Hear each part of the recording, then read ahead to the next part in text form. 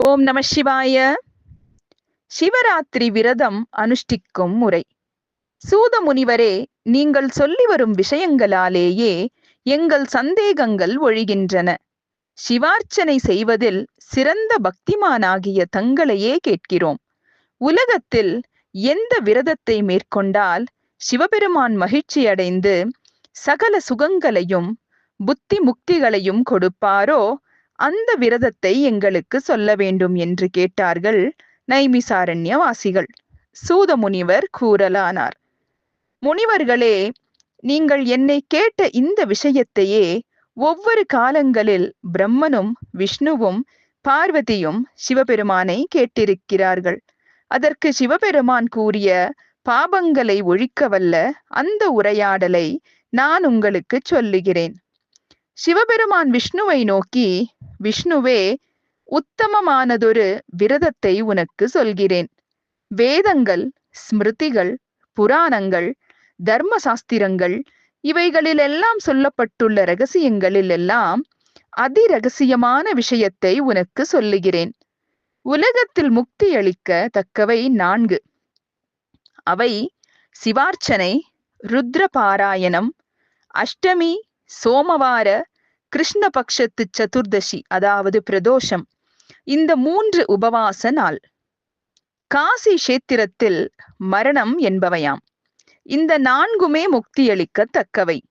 இந்த 4லும் சிவராத்திரி விரதமே மிகவும் யுக்தமானது.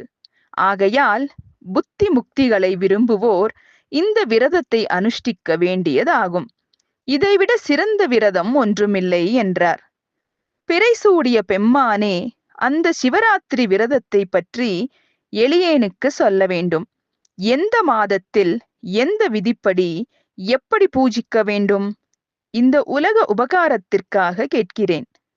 எவ்வளவு காலம் இந்த விரதத்தை ஆசிரயிக்க வேண்டும்? மற்ற திதிகளை விட சதுர்தசி திதி எப்படி தங்களுக்கு பிரியமானதாயிற்று? அதை சொல்ல வேண்டும் என்று திருமால் கேட்டார்.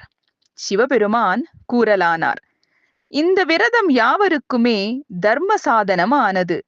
4 வருணத்தினரும் பிரம்மச்சாரி முதலிய ஆசிரமத்தினரும் மங்கையரும் குழந்தைகளும் இந்த விரதத்தை அனுஷ்டிக்கலாம். மாசி மாதத்தில் வருகின்ற கிருஷ்ணபக்ஷ சதுர்தசி நள்ளிரவு 14 நாழிகையானது கோடி பிரம்மஹத்திகளை நசிக்கச் செய்யும். ஆகையால் அந்த தினத்தில் செய்யத்தக்க செயல்களை சொல்லுகிறேன். அன்று விடியற்காலையில் எழுந்து மகிழ்ச்சியுடன் மானுட பிறவி எடுத்தல் அரிது. அது துக்கமுடையதும் சாரமற்றதுமாக இருத்தலால் அந்த மானுட பிறவியை இந்த விரதத்தால் பயன்படுத்தும்படி செய்வேன் என்று நிச்சயித்துக் கொண்டு அருகில் இருப்பவரையும் அந்த விரதத்தை அனுஷ்டிக்க செய்ய வேண்டும். பிறகு பல் துலக்கி புண்ணிய தீர்த்தத்தில் தேசகால விரோதமின்றி ஸ்நானம் செய்து நித்திய கர்மானுஷ்டானங்களை முடித்து நைமித்தியானுஷ்டானம் செய்து துவங்க வேண்டும். சிவாலயத்திலிருந்து எந்த காரியத்தை செய்வதானாலும் ஒன்று அனந்தமாகும். ஆகையால் சிவசந்நிதானத்தில் இருந்து வழக்கப்படி சிவபூஜை முடித்து வணங்கி, வாமதேவா, மகாதேவா, சதாசிவா, நீலகண்டா, உமது கருணையால் சிவராத்திரி விரதத்தை அனுஷ்டிக்க வேண்டும் என்று இச்சை கொண்டேன். ஆயினும் அது விக்னமின்றி முடியும்படி இந்த விரதம் முடியும் வரை காமம் முதலியவைகள் என்னை துன்புறுத்தாமலும், துஷ்டர்களுடன் வார்த்தையாடல், அசுத்தர்களை ஸ்பரிசித்தல், ஐம்புலன் வழி மனத்தை செலுத்துதல், ஜலபானம் செய்தல் முதலியன விலகவும் அனுக்கிரகம் செய்ய வேண்டும் என்று வேண்டிக்கொண்டு பிறகு பூஜா திரவியங்களை சேகரித்து கொள்ள வேண்டும்.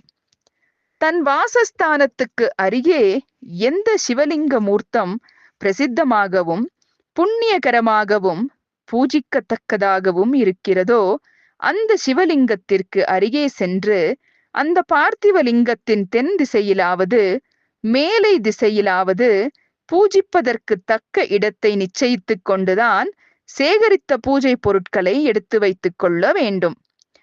மீண்டும் அந்த திருக்கோவிலிலேயே விதிப்படி ஸ்நானம் செய்து தூய்மையாக துவைத்து உலர்த்திய ஆடைகளை தரித்து மும்முறை ஆசமனம் செய்து பூஜையை ஆரம்பிக்க வேண்டும். முதலில் அசரலிங்கமான அந்த பார்த்திவ லிங்கத்திற்கு மந்திரபூர்வமான உபச்சாரத்துடன் பூஜை செய்வித்தல் வேண்டும். மந்திரம் இல்லாமல் பூஜிக்க கூடாது. எந்தெந்த திரவியங்களுக்கு எந்தெந்த மந்திரங்கள் சொல்லப்பட்டு இருக்கின்றனவோ அந்தந்த திரவியங்களை அந்தந்த மந்திரங்களையே சொல்லி பூஜை செய்ய வேண்டும். பிறகு கீதம், நிருத்தம், வாத்தியம் இவற்றை பக்தியுடன் சமர்ப்பிக்க வேண்டும். இவ்வாறு முதல் ஜாமத்தில் பூஜை செய்து சிவமந்திரம் ஜெபித்துதான் தினம்தோறும் பார்த்திவலிங்க பூஜை செய்யும் வழக்கம் உடையவனாக இருந்தால் தன் வழக்கப்படியே பார்த்திவலிங்க பூஜை செய்ய வேண்டும். அல்லது முன்னதாக பார்த்திவலிங்க பூஜை செய்துவிட வேண்டும். ஓம் நம சிவாய.